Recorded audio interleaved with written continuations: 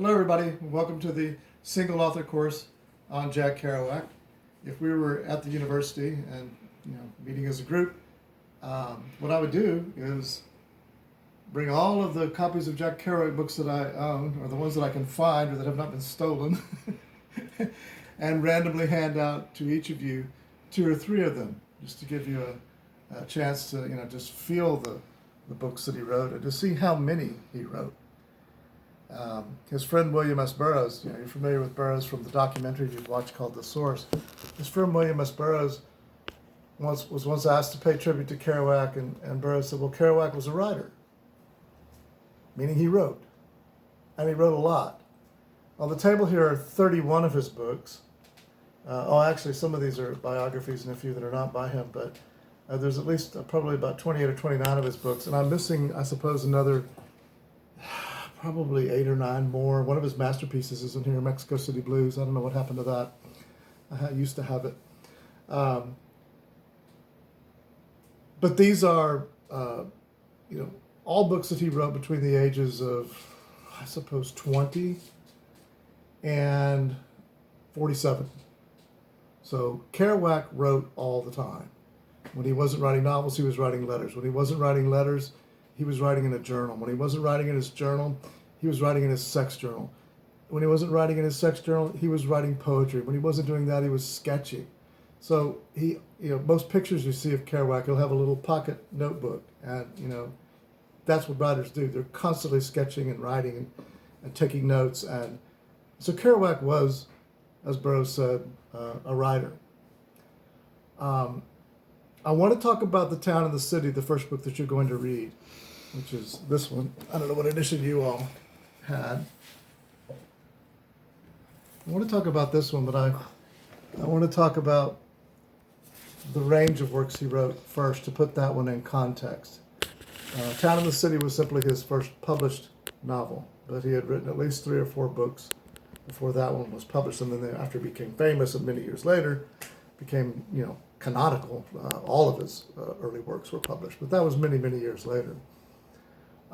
Kerouac's complete works, in his mind, comprised what he called the Deluoz saga. And the Deluoz, the name that he uses, Deluoz, is kind of a take on Kerouac. It's a French-Canadian sounding name. But he essentially wanted to write about every stage of his life. Now, he's not the first writer to do this, nor will he be the last. Shakespeare, for example, you can read all of Shakespeare's plays. When you're a teenager, you read Romeo and Juliet. When you're old, you read A Winter's Tale. He wrote about all stages of life. Kerouac, up to the point of his death, pretty much covered every period of his life with a few gaps in all of his books. And he started that sequence with his most famous book, On the Road, which he considered his first properly written novel. So The Town and the City, the book that you're reading, is not a book that he put into that group of his major works. For one thing, The Town and the City is fiction. It's an autobiographical novel, but he expands the number of children in his family to 8, when in fact he only had 1 sister and a brother who died at the age of 9 when Kerouac was 5 years old. Gerard, about whom he wrote a book called Visions of Gerard.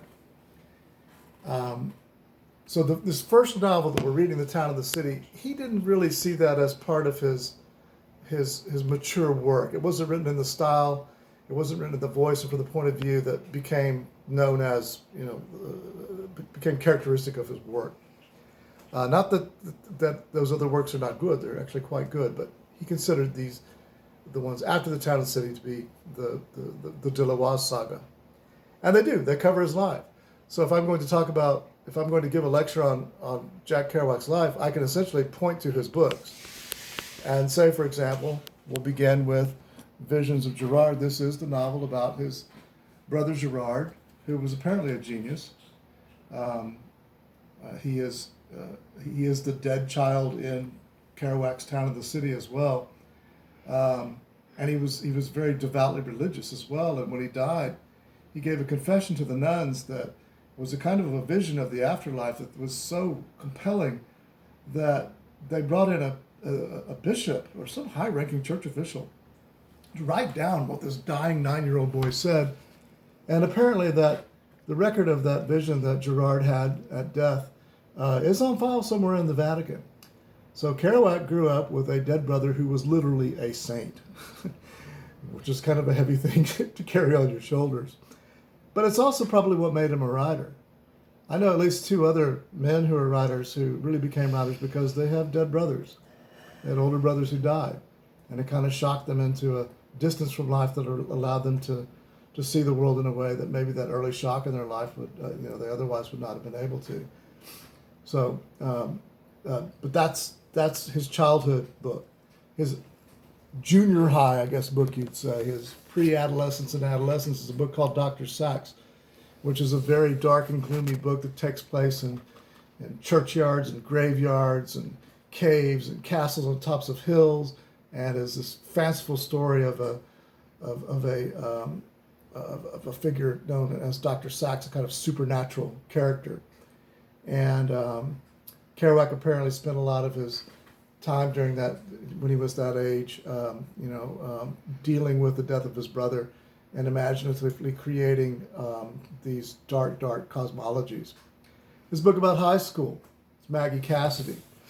I think you'll find when you read The Town and the City that Kerouac is one of the best sports writers you've ever read. I don't know if he shows up on a list of great sports writers. I think he actually does. But Kerouac himself was a great athlete. In The Town and the City, the character of Peter is probably closest to Kerouac in that novel, in that he, goes to college on a football scholarship. So this is his high school love story. And he falls in love with a woman named Maggie Cassidy, who is also in The Town and the City. He gives her a different name. And it's a heartbreaking story. He really loves this woman, and all Kerouac really wanted to do with his life was kind of have a job on the railroad and marry some nice girl and have a family and have a house with a picket fence and all that. And he couldn't. Writing was more important to him than anything. And so, of course, it doesn't work out with Maggie Cassidy. As in The Town and the City, after he leaves high school, Peter, that is the character in The Town and the City, Peter goes off to a prep school because Kerouac was only 17 when he graduated from high school. He was so bright he was put ahead at least 2 grades when he was in elementary and junior high. So he was a great football player, but he wasn't physically mature. So they sent him to a prep school. It's called Horace Mann. In The Town and the City, he goes to a school in Maine.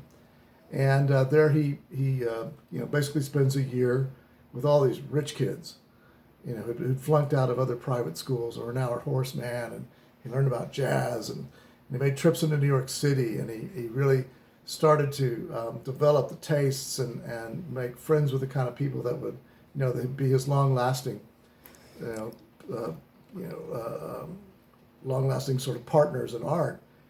And that book's called The Vanity of Deloise.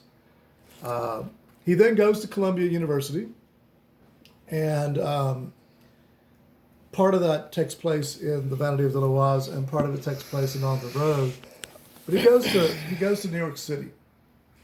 Now, this happens in The Town and the City at the very end of the novel. The last 100 pages of the novel, he moves from the town to the city, which is actually what Kerouac did. His family left Lowell, Massachusetts, where he had grown up, and they moved to New York City.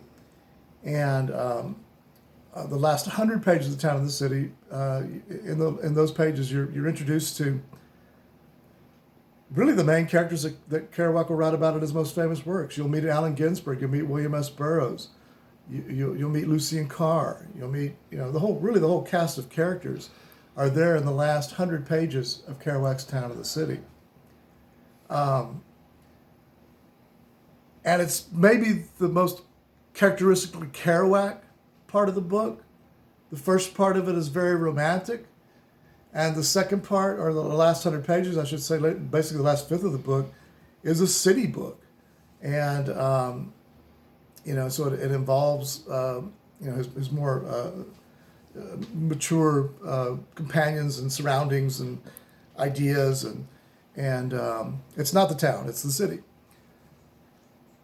His friend, John Cleland Holmes, read The Town and the City in manuscript and loved the last part where Kerouac was writing about basically his friends, and stopped writing fiction in a way and started telling the true story of these people that he had met in New York, these really extraordinary people that he'd met in New York City in 1943 and 1944. Holmes wrote a whole novel about those people called Go. Kerouac read Go and thought, well, Holmes took the last 100 pages of my book and he wrote something like it. And he thought, well, what can I do? I mean, I can't just imitate Holmes. And he thought, well, what has John Cleland Holmes not been a part of, among this group? And he realized that because Holmes had been married, he didn't get to go on the road with them. So Kerouac wrote about their adventures on the road. And that, of course, is Jack Kerouac's most famous book. And it's the first book that he really considers to be written in the style, a kind of middle style that later became a very wild, spontaneous style. But this middle style of On the Road, that's the first book he puts into the Deloise saga. In fact, these other books that I've been talking about were written after On the Road. Visions of Gerard was written after On the Road, Dr. Sachs, Maggie Cassidy, as well as the Benedict de Deloise. All of those were written post On the Road. If you go forward into his life, the hero of On the Road is Neil Cassidy.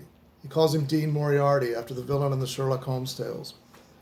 Kerouac couldn't get this man out of his head, so he wrote, after he finished On the Road, he wrote another book about 500 pages long called Visions of Cody, as an attempt just to finally get down on the paper everything about this charismatic character, Neil Cassidy, that had was shaping his personality and his vision as a writer.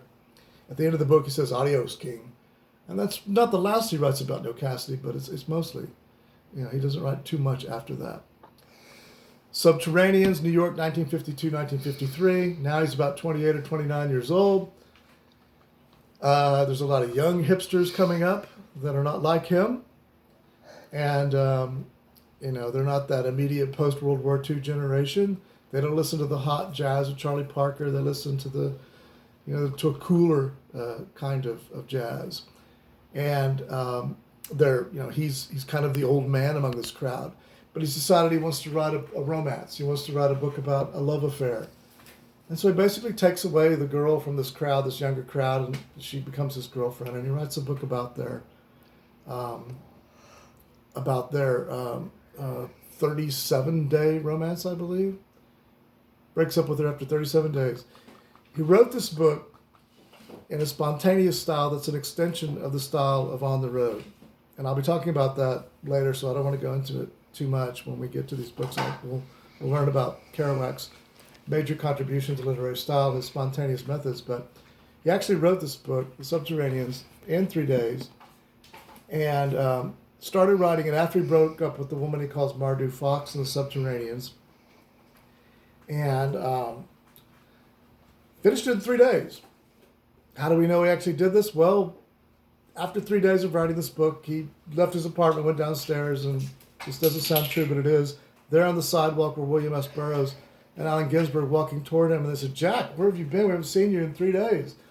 You look like hell. You look like you've lost 10 pounds. What have you been doing?" And he said, "Well, I wrote a novel." "What do you mean you wrote a novel?" "The last 3 days you wrote a novel." He said, "Yes, in the last 3 days I wrote a novel." Ginsberg said, "Bullshit, let me see it." They went upstairs to his apartment, and he showed it to them, and they knew he had written it in 3 days because he had broken up with Mardu 3 days before, and the beginning of the book was to break up with Mardu Fox. So they were astonished. And Kerouac then became really Ginsberg's teacher in how to use the spontaneous method of writing. He later codified it in some essays that we'll be looking at. One of the big stories of Kerouac and the Beats is that they moved the East Coast writers to the West Coast. And the masterpiece that he wrote about his days in California, in Northern California, in the Bay Area of San Francisco, a city that you can still go to and with a guidebook in hand and spend a wonderful week walking around looking at all the places that Kerouac and his friends hung out in San Francisco. You can go to Jack Kerouac Alley. You can go drink at the Vesuvio. You know, you can go to all these places that he writes about. Do that in New York too, but San Francisco is really the city to do this in. And he wrote a book called The Dharma Bums. Now, both The Dharma Bums and On the Road are books that are Bibles of nonconformity. A whole generation went on the road after reading On the Road, and a whole generation dropped out and became the prototypes of the hippies after they read The Dharma Bums. You know, busloads of kids from New York moved to San Francisco and California after reading The Dharma Bums. And, you know, in your study questions for the source, I asked you to think about the ways in which Kerouac's books not only changed literature but changed the world. Well, this is a good example of it. Has some of the most beautiful nature writing in American literature. Of course, we will be reading it.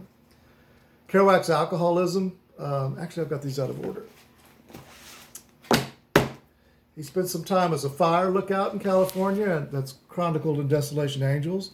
Also, the literary scene in San Francisco during the mid-1950s. The first reading of Allen Ginsberg's Howl is dramatized in this book. And but it starts to show the cracks in Kerouac. His alcoholism, his deepening alcoholism. And so he talks to his friend, the owner of City Lights Books, Lawrence Ferlinghetti, and Ferlinghetti says, "Go dry out at my cabin in Big Sur." Now, this has been made into a great film, by the way, starring a French actor, and there's also a wonderful documentary about it. So We'll be looking at both of those. And Big Sur is one of the most beautiful places in the world. Kerouac hung out at this cabin for a while and tried to dry out and wrote a marvelous 20-page poem called The Ocean, or The Sea, I forget, I'll have to look at it. And but it doesn't work. It doesn't work. He can't face down his demons. And that's in 1962. He wrote a few other books after that about a trip that he made to Paris, and wrote another book about the Cameron murder, which he originally wrote about with William S. Burroughs in 1945 in a book called And the Hippos Were Boiled in Their Tanks. So he continued to write, and his books are good, but they're you know, after Big Sur, many people think is his masterpiece. Of course, On the Road is the most famous, but probably many people would say Big Sur is his best book. And the Heath Anthology of American Literature, for example, they excerpt 7 chapters from Big Sur. They don't excerpt On the Road. And I'm not at odds with that decision. There's several other books up here that I could point to. These are books of Kerouac's poetry. Poems All Sizes is a wonderful book. Kerouac was a great haiku writer, created the American haiku, which is not a standard form of haiku, but there's 4 books of poetry here by Jack Kerouac. A screenplay called Pull My Daisy, which is perhaps the only true beat movie. Kerouac narrates it, wrote the narration for it spontaneously. Kerouac's journals, this is 1 volume of his journals. I'm sorry, this is his letter. 2 volumes of letters, about 1,000 pages of letters. His collection of letters from 1940 to 1956 is maybe his best book. The letters are startling and the revelation of how he came to write what he wrote. Travelogues in 2 books, 2 collections, Lonesome Traveler, Good Blonde, and Others. And then I've given you a sample also of there's a couple of biographies of Kerouac over here. The standard one is still by Gerald Nicosia. That one's really good. The McNally book is good too. A book by Jack Kerouac's daughter. It's fabulous, called Baby Driver. A book that Neil Cassidy's wife, Carolyn Cassidy, wrote in response to On the Road called Off the Road. Book by Kerouac's first wife. Very depressing book. And 2 books he wrote at the ages of 18 and 19. Early sort of romantic works by him. Is Juvenalia, Top and Underwood, the short stories and plays. And he wrote like scripts that he sent off to Orson Welles, you know, and things like that, collected in the Top and Underwood, which are all very good. One of my favorites is the first book I ever bought by Kerouac. It's called The Book of Dreams. I was in San Francisco, went to City Lights, and I saw all these books, and I'd never seen this one, and I said, "Oh, get this." Great book. And there are many others. Obviously, listening to me, you can tell I am kind of a Kerouac fetishist. Yes, I have read everything I could ever get my hands on by Jack Kerouac. And it's not the only thing I write about, or I'm a scholar in several areas. Um, but hopefully, you're getting some sense of the esteem I hold for Kerouac. Not only as a writer who wrote a lot, but a writer who created his own style of writing, his own methods of writing that have influenced thousands of other writers, countless writers. And but even more than that, it's pretty clear to me that he is one of a handful of writers who really did what he thought writing should do. He said, "I write because I want to, I want to change the world," and he did. And I hope you'll see some of that in what we're reading this semester. Give me 45 seconds here. Hopefully the camera won't, or I won't run out of space on my wife's phone. Thank you, Erica, for filming this. I really appreciate it.